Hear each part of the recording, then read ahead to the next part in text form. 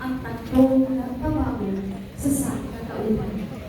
Halina at buksan ang pintuan ng ating mga puso upang patuloyin ang banal na mga anak ni Jesus, Maria at Jose upang sa undong diwa magpapalibago din ang ating buhay pananampalataya. Sa loob ng panahon ng kahanap, pinagbibigayan ng simbahan ang mga pangako ng Diyos na madalas ihayag sa atin ng mga problema upang isubo ang tutulos sa bayan ng Israel na siyang magiging Emmanuel, na ibig sabihin kapiling natin ng Diyos. Sa takdang panahon, matutupad ang mga pangako iyon. Kumakabog sa iyong puso si Jose, Maria at Jesus na nagkatawang tao para sa ating kapakanan. Naghanda ka bang pag-usad sila at patuloyin sa iyong buhay? Mga kapatid, ating kunitain at saksihan ang kwento ng panunulungan. Noong panahon iyon, ibinutos ng Emperador Augusto na nooy nakasasakop sa bayan ng Israel na magpatala ang bawat nasasakupan para sa isang sensus ng Roma. Kaya, kanya-kanyang umuwi ang mga Hudyo sa kanilang mga bayan. Isa sa mga nagbalik sa kanyang bayan ay si Jose. Kasama niya ang kanyang asawang si Maria na nooy nagdadalang tao ni Jesus. Sa isang malamig na Disyembre, inaybay ng mag-anak ang daan papuntang Jerusalem. Sa kanilang pamawala doon, dinatna ng panganganak si Maria. Subalit, walang bakante sa mga bahay panuluyan. Kaya, naghanap ang mag-anak ng ibang tahanang maaaring tumanggap sa kanila.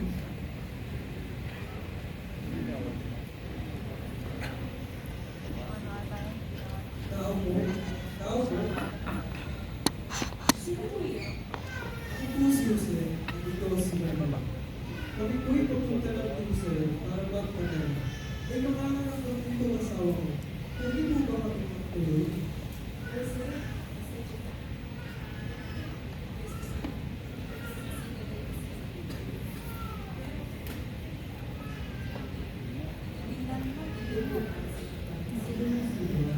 Naman po, pagpalain ko kayo. Nagpalibat-libat ng bahay ang mag-anak sa paghahanap ng magtutuluyan. Ngunit wala nang tumatanggap sa kanila. Isa, dalawa, tatlong bahay at babae. Lahat ay hindi magpabukas ng kanilang pintuan upang patuloyin ang mag-anak.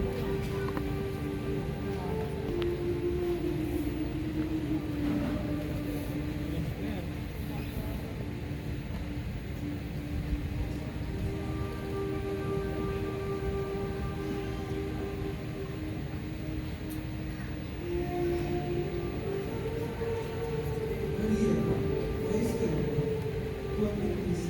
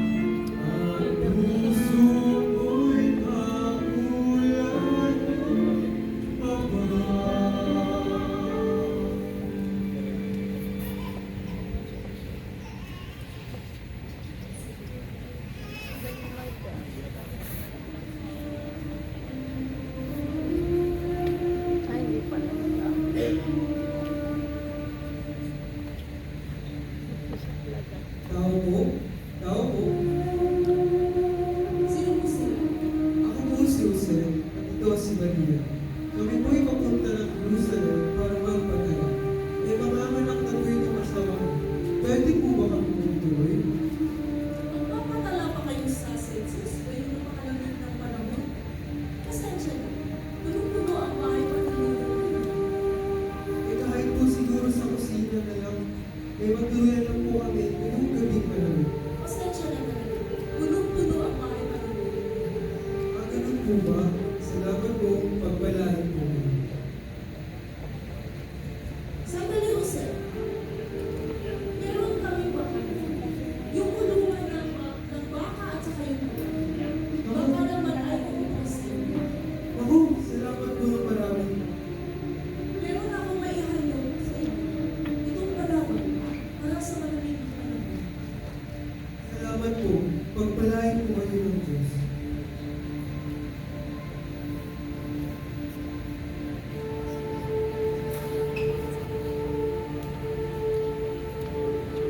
Available po ba doon? Sa noong pagkakataon, Si Maritas Lai. nagluwal si Maria ng isang Wala batang na. Sige, lalaki tawasin mo.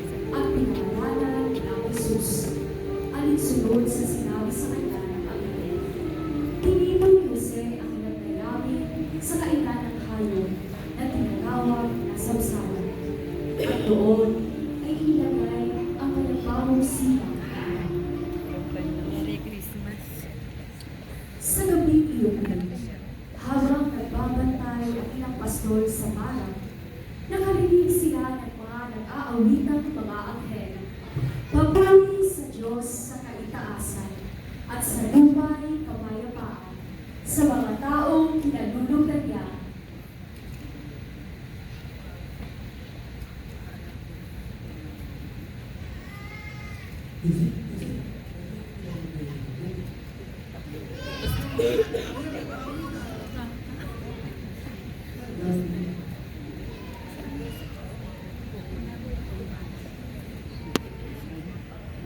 Huwag kayong matakot. Kasi nga ang Mesiyas na tutubos sa kasalanan ng sangkatauhan. Siya ang magagawa sa samsaran kasama ng kanyang mga mundo at ng kanyang mga kapatid. Siya ang Panginoon, ang tao, ang Diyos na nagkatawang tao at sumasayon. Nagtungo ang mga pastor sa kinaroonan ng sanggol ayon sa saad ng anghel. At natagpuan nila ang sanggol na nababalot ng lampi at kanila siyang sinagwa. Mga kapatid, dulot ng kagalakan at tuwa sa ating mga puso, halina't pakinggan ang marinal na pagpapahayag ng pagsilang ng Panginoong Heso Kristo. Sa araw na ito, ika-25 ng Disyembre, panahon muli ng likay ng Diyos ang langit at lupa, at hubugin ang tao sa kanyang sariling larawan. Ilang libong taon matapos ang pagbaha, nang loobin ng Diyos na sumilay ang bahaghari bilang tanda ng tipan. 21 taon mula sa kapanahunan ni Abraham at Sara. 13 taon matapos gabayan ni Moises ang bayan ng Israel palabas sa Ehipto. 1,100 taon mula sa kapanahunan ni Ruth at ng mga hukom. 1,000 taon mula nang hiraming si David upang maging hari. At 65 linggo mula sa hula ni Daniel. Sa 174 na Olimpiada at 752 taon mula nang maitatag ang lungsod ng Roma. Sa ika-42 taon ng paghahari ni Octavio Augusto, ang buong daigdig ay balot ng kapayapaan. Si Jesucristo ang walang hanggang Diyos at anak ng walang hanggang Ama, na nagnanais mabanalin ang mundo sa kanyang pagdating na puspos ng awa, nilalang ng Espiritu Santo, at 9 na buwan mula nang siya'y ipaglilin, ay ipinanganak sa Bethlehem sa Judea ng mahal na Birhen Maria. Ang pagsilang ngayon ng ating Panginoong Jesucristo ayon sa laman.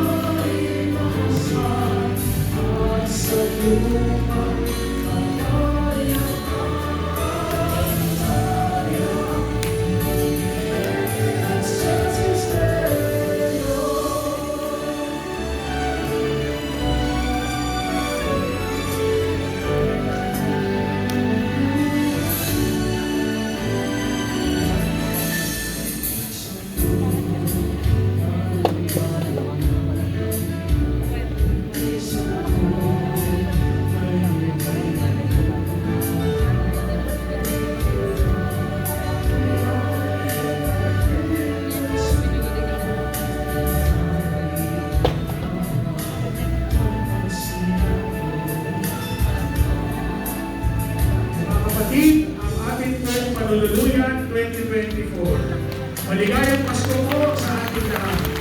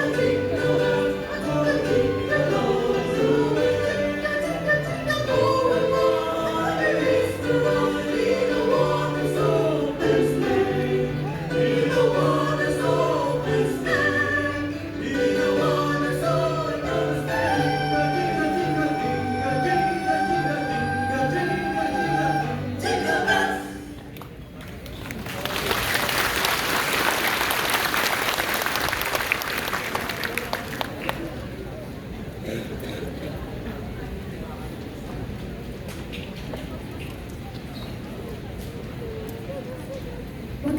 gabi at sumaating nawa ang kapayapaan. Maligayang pagdating sa simbahan ng banal na puso ni Jesus at kahit sa puso ni Maria, Tansy Catholic Church. Tayo ngayon ay nasa pagbibisan sa hating gabi sa Pasko ng Pagsilang.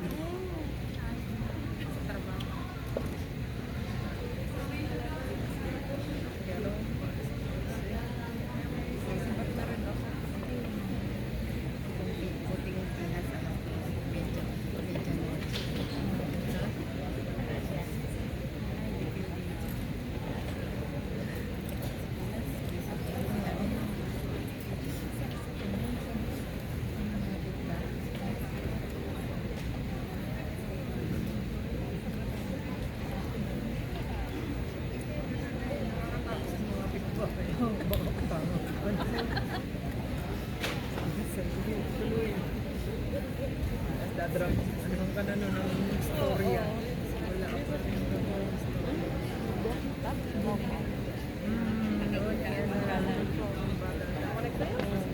Ito ang gabi ng kapayapaan at kagalakan. Manalangin tayo ng taimtim ngayong gabi. Ipanalangin natin ang bawat isa upang kapayapaan at pag-ibig ang laging manaig sa gitna ng mundong maingay at magulo. Patuloy din tayong magpasalamat sa Diyos sapagkat ngayong gabi ipinagkaloob niya sa atin ang pinakamahalagang handog, si Jesus. Niloob ng Diyos na mapanalin ang sanlibutan sa kanyang pagparito. Iyakap niya ang ating pagkatao sa pagsilang ni Jesus, ang Emmanuel, ang Diyos na sumasa atin. Please all rise and let's join the choir singing the entrance song.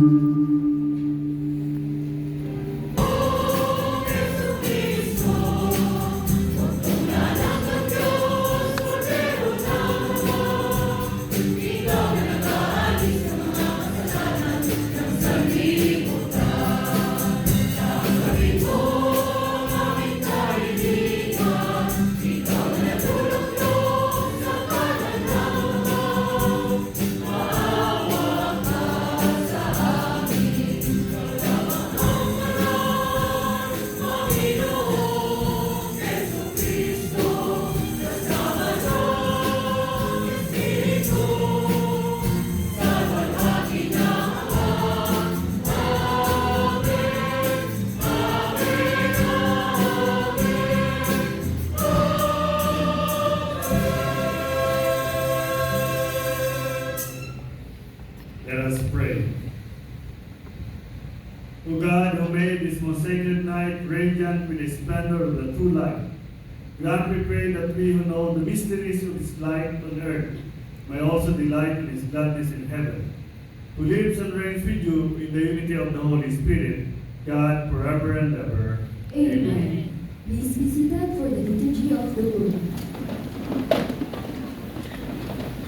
Ipinahayag ni Propeta Isaías ang pagsilang ng isang sanggol ng magiging Mesiyas at prinsipe ng kapayapaan.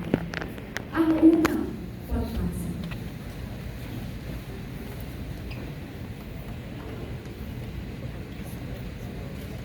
Pagbasa mula sa aklat ng Propeta Isaías. Nakatanaw ng isang malaking liwanag ang bayang Malaon na nasa kadiliman.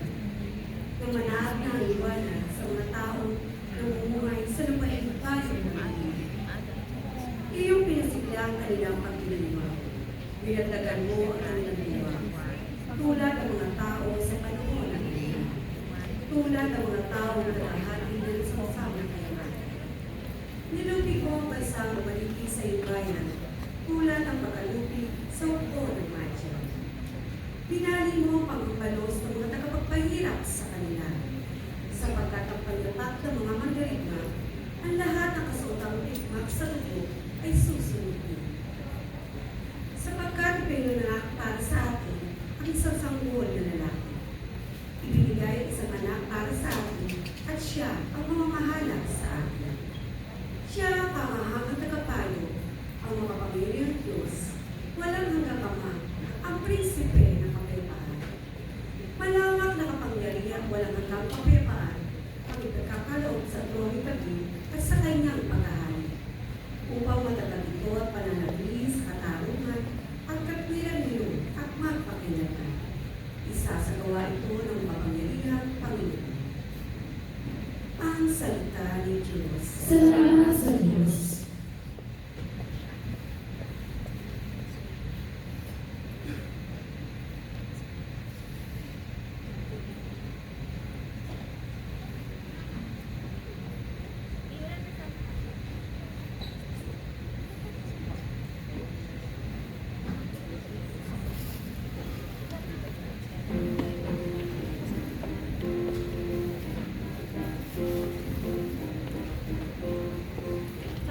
Today is born our Savior, Jesus Christ the Lord.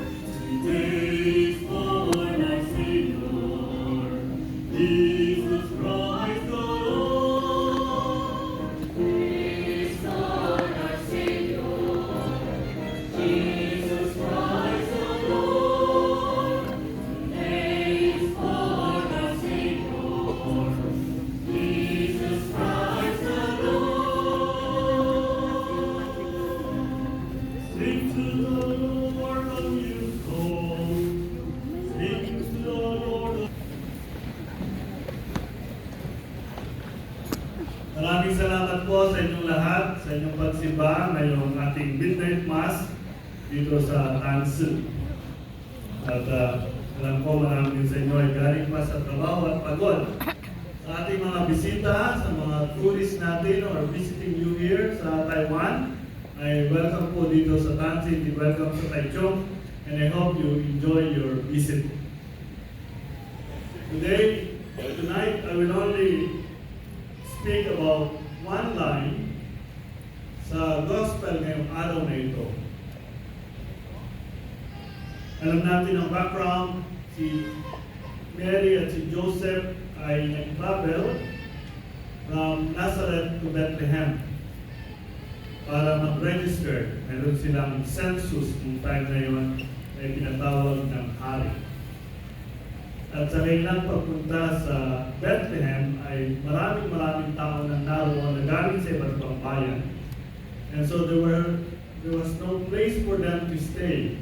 And remember, si Mary, pregnant and June na siya ng buwan na yun. And there's one line in the gospel today that it says, because there was no room for them in the inn. Wala silang lugar. Wala silang lugar, ang dahilan kaya tayo ay nasa Taiwan. 99% of us ay nasa Taiwan dahil wala tayong lugar sa Pilipinas. There is no place for us in the Philippines para makakuha ng disenteng trabaho na kayang buhayin ang ating pamilya. If there is one common reason why we are here, including those who are married to Taiwanese, including the professionals, engineers, and doctors, we are all out of the country for one very basic uniting reason. Tayong lahat ay lumabas ng bansa para makipagsapalaran ng mas magandang future sa ibang bansa. We all migrate for that particular reason. There is no room for us in our home. When I'm saying home is our home country. Kaya ang mga Pilipino, ang mga Vietnamese, ang mga Indonesian, ang mga Thailanders, at ang iba pang nationalities, they leave their country, including the Taiwanese. They leave Taiwan and go somewhere else to find a better job, a better home, a better salary. Yan ang common denominator ng mga tao ngayon sa buong mundo. Hindi tayo nagpunta ng abroad para mag-tour. Tayo nagpunta ng abroad para maghanap ng kabubuhay. And so tonight, there are 3 hopes that I hope ay ilalagay ninyo sa inyong mga puso at isipan. According to the gospel, there is no room in the inn. Wala silang tahanan. Number 1, huwag ninyong aalisin sa inyong puso at isipan ang inyong mga pamilya. Kung kayo'y mga magulang na OFW, definitely that is true para sa inyong mga anak. Always make a room. Always make a time. Always make plenty of time for your children, especially if they're children or teenagers. Never, never, never think na kayo ay pagod, na kayo ay busy, na kayo ay walang time.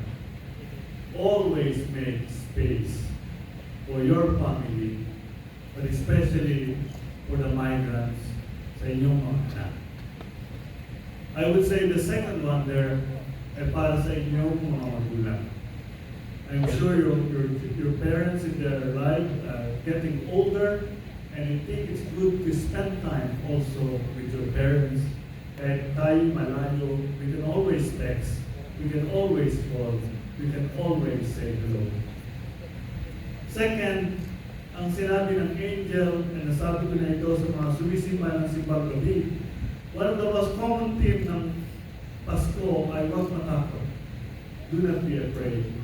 And that is true for all of us, but especially also sa mga migrants. Huwag kayong matatakot sa dilim. Ang background ng Pasko ay dilim. In the darkness of the night, doon suminag ang tala ng liwanag na naggabay sa mga pastol para makita nila ang sabsaban. And so that must be true for all of us, but especially for you young people. Huwag kayong matatakot sa future ng buhay. But rather always hope na may liwanag ang buhay. May Panginoon na sa inyo'y gagabay. May Emmanuel, God is with you all the time. And lastly, today is Christmas. Huwag malungkot. Huwag lulungkutan ang buhay. Kahit mahirap ang buhay, kailangan natin ibangon. Huwag masyadong pagsentimento. Huwag masyadong down. Sapagkat ang spirit ng Christmas ay be happy and be at peace. So kung ano man ang mga pagsubok na pinagdaanan natin ng 2024, it's only a week to go, bagong taon na. And so I wish each one of you and your family, kung ano man ang pinagdaanan, bangon, time to start again, time to be joyful, time to rejoice, time to be merry. God bless you and your family. Amen.